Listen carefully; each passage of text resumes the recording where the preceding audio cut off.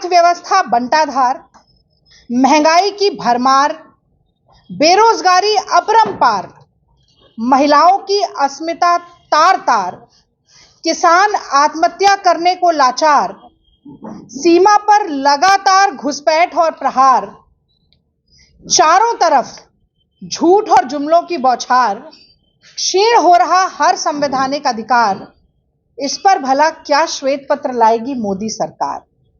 तो देश का सूरत हाल ये है, और इसीलिए बहुत ही हास्यास्पद बात है, आमतौर पर श्वेत पत्र लाया जाता है अपनी उपलब्धियां बताने के लिए। प्रचंड बहुमत की मोदी सरकार, एक बार नहीं 2 बार की जीती हुई मोदी सरकार, और श्वेत पत्र ला रही है यूपीए सरकार के तथाकथित प्रदर्शन पर। मैं समझती हूं इससे ज्यादा हास्यास्पद, इससे ज्यादा मूर्खतापूर्ण और कोई बात नहीं हो सकती। और ये इसलिए है क्योंकि अपनी उपलब्धियां गिनाने के नाम पर नील बटा सन्नाटा है, शून्य है, सिफर है, जीरो है। तो भारतीय राष्ट्रीय कांग्रेस की तरफ से ये सारे मुद्दे उठाना मैं समझती थी बहुत ज्यादा जरूरी है।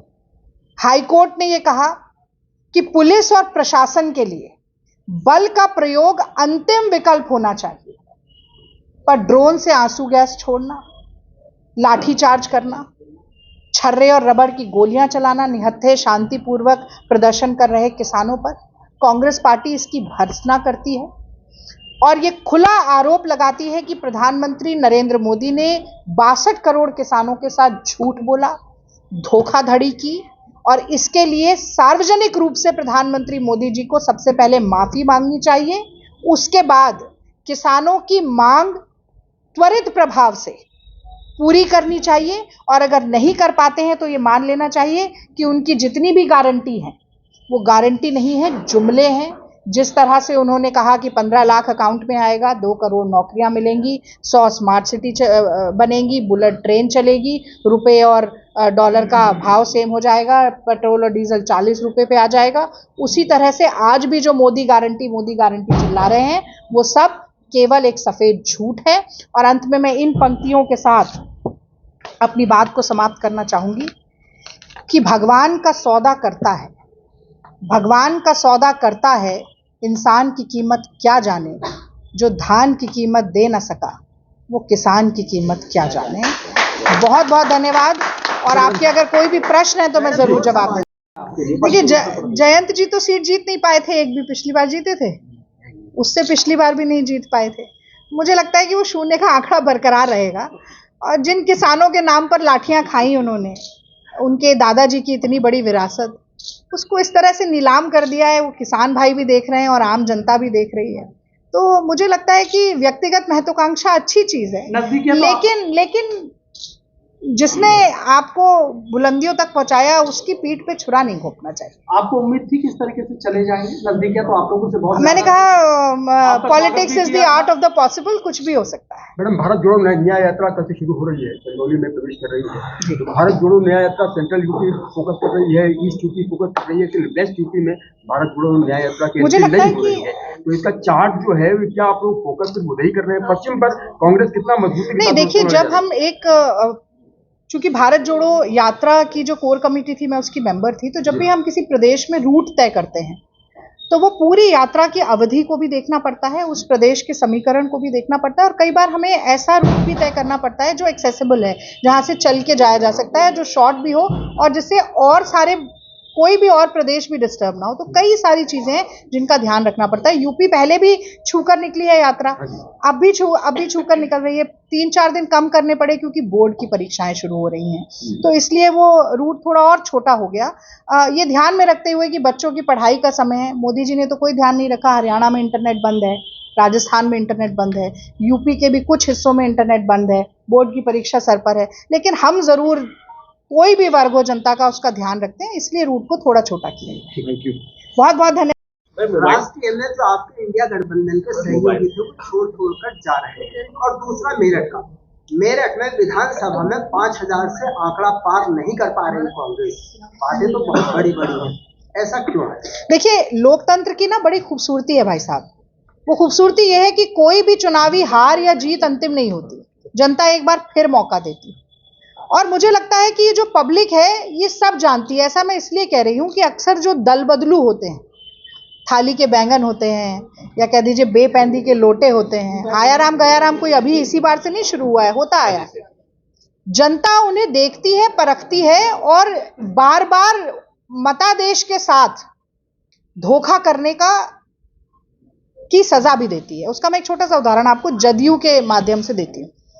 2010 में जदयू की 111 सीटें आई, 2015 में जदयू की 71 सीटें आई, पिछले चुनाव में जदयू की 43 सीटें आई।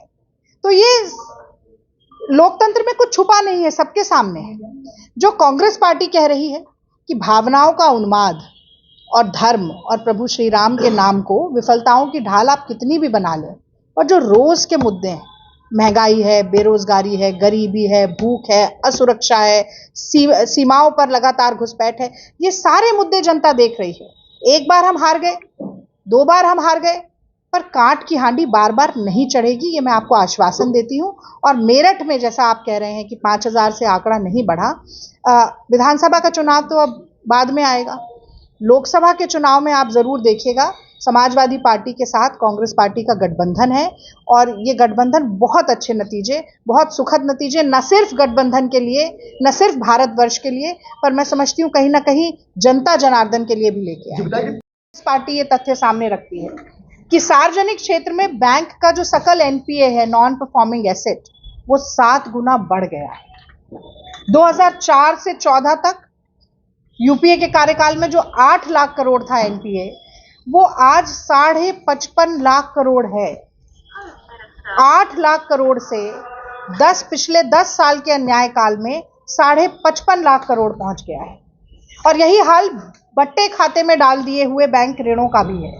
यूपीए के समय करीब 2 लाख करोड़ ऐसे ऋण थे जिन्हें बट्टा खाते में डाल दिया गया था।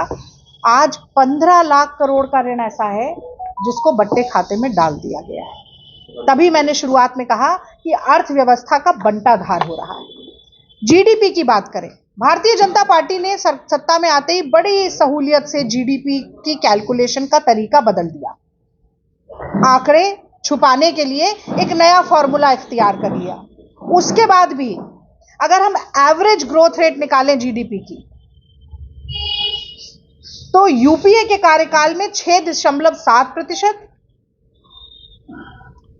अभी मोदी जी के कार्यकाल में 5.9%, और कोरोना के समय पर अगर हम बात करें तो 3.9% थी। यानी कि हम 6.5 से ज्यादा की ग्रोथ रेट पर थे और ये 6 से भी कम की ग्रोथ रेट पर है।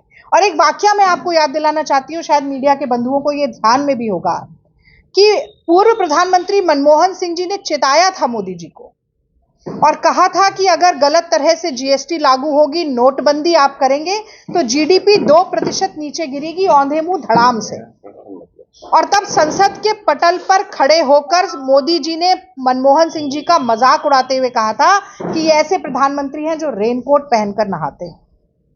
हुआ वही जो उन्होंने कहा था। 2% जीडीपी नीचे आके गिरी। और आज मैंने आपको बता दिया है कि क्या असली तेजी है ग्रोथ रेट की, हमारे यहाँ क्या रफ्तार से बढ़ रही है। तो आज मोदी जी को बताना चाहिए कि कौन क्या पहनकर कहां नहाता है। इस बात पर भी जरा साफगोई जरूर दिखानी चाहिए, क्योंकि दूसरे पर लांछन लगाना बहुत आसान होता है, लेकिन खुद कुछ अच्छा करके दिखाना उतना ही मुश्किल होता है। कि 24 फसलों पर एमएसपी को स्वामीनाथन कमीशन की रिपोर्ट के फॉर्मूले के हिसाब से C2+50% का जो फॉर्मूला है, उसके हिसाब से मिनिमम सपोर्ट प्राइस एमएसपी दिया जाएगा। यह भी गारंटी थी कि उस एमएसपी को कानूनी जामा पहनाया जाएगा, यानी कि कानूनी गारंटी बनाया जाएगा। राम राज की बात करते हैं, रघुकुल रीति सदा चली आई, प्राण जाए पर वचन न जाई। और मोदी जी क्या करते हैं? मोदी रीति सदा चली आई, जो कह जाए वो कभी ना निभाई। तो इसीलिए तो आ गए किसान दोबारा से आंदोलित होकर, क्योंकि आपने 2021 नवंबर में कहा था, वादा किया था, गारंटी दी थी कि हम आपकी समस्याओं का समाधान करेंगे। और 2 साल से एक कमेटी का गठन नहीं हुआ, किसी ने किसानों से बात नहीं की और आज वो फिर आंदोलित। और इंडिया गठबंधन की सरकार आती है तो पहला काम, पहले न्याय की जो गारंटी है वो ये गारंटी पूरी की जाएगी। तो एक तरफ तो कांग्रेस पार्टी जो नब्ज पे हाथ रखा है, जिसने किसानों के, जो उनके दुख दर्द को समझकर उनके आंसू पोंछने का काम कर रही है। और दूसरी तरफ मोदी सरकार है, आपने वो कहावत जरूर सुनी होगी बचपन में, राह में कांटे बिछाना, लेकिन उस कहावत को इस तरह से किसानों पर चरितार्थ किया जाएगा, ये एक तानाशाह सरकार ही कर सकती थी और वो मोदी जी ने करके दिखाया है। और न सिर्फ दिल्ली आते हुए किसानों की राह में कांटे, नश्तर, बड़े बड़े बोल्डर, रोड रोलर, 15-15 फीट की खाई, कटीली बाड़ें, बल्कि एक्सपायर्ड आंसू गैस के गोले। कहा कि युवा ये कर सकते हैं कि नाली की गैस से पकौड़े तल सकते हैं, लेकिन आज तो बदहाली इतनी ज्यादा है और तेल की कीमत भी आसमान इस कदर छू रही है कि नौजवान नाली की गैस से पकौड़े तलने के लायक भी बचा नहीं। तो एक तरफ तो बेरोजगारी चरम पर है और दूसरी तरफ 30 लाख सरकारी पद खाली है। उन सरकारी पदों को भरने के बजाय सरकारी कर्मचारियों की संख्या लगातार मोदी सरकार घटाती जा रही है। केंद्र सरकार के कर्मचारियों की संख्या यूपीए काल में 33,28,027 थी और अब एनडीए के काल में मोदी शासन में 31,67,143 है, यानी करीब करीब 1.5 लाख पद जो हैं वो इस सरकार ने कम कर दिए। मरी में देश विश्व गुरु बन रहा है, 111वें नंबर में हंगर इंडेक्स पे देश पहुंचता जा रहा है, तो ये खाना जा किसको रहा है, किसको मिल रहा है? अगर 80 करोड़ लोगों को मुफ्त का राशन मिल रहा होता तो क्या देश में ये भूखमरी होती? ग्लोबल हंगर इंडेक्स पे हमारा हम पायदान पे पायदान ऊपर चढ़ते जाते? ये सवाल जरूर पूछना चाहिए। जब यूपीए की सरकार थी तो बड़ा गाना गाते थे, महंगाई डायन खाए जात है। महंगाई थी अगर तो कमाई भी थी, और अब महंगाई जो डायन थी वो डार्लिंग बन गई है। अब महंगाई बहुत अच्छी लगने लगी। आपको अतिशयोक्ति लगेगी, लेकिन मैं तो खुद एक गृहिणी हूं, मैं कोई अर्थशास्त्री नहीं हूं, लेकिन ये बात मैं अच्छे से समझती हूं। यूपीए के समय में बटुए में पैसा लेकर जाते थे, थैला भर सामान लेकर आते थे। अब आप थैला भर पैसा लेके जाइए और बटुए में सामान लेकर आइए, ये हाल कर दिया है। जो हमारा एक्सचेकर है, जो हमारा खजाना है, उस पर अतिरिक्त बोझ पड़ जाएगा। तो मुझे तो लगता है कि जो मोदी जी मोदी गारंटी के जो इश्तिहार बांट रहे हैं, टीवी पर चल रहे हैं, रेडियो पे चल रहे हैं, अखबार पे चल रहे हैं, अगर उसका बजट ही विड्रॉ करके डाइवर्ट कर ले तो किसानों को एमएसपी मिल जाएगा। क्यों मान के चल रहे हैं कि धर्म और राजनीति का घालमेल जनता करेगी?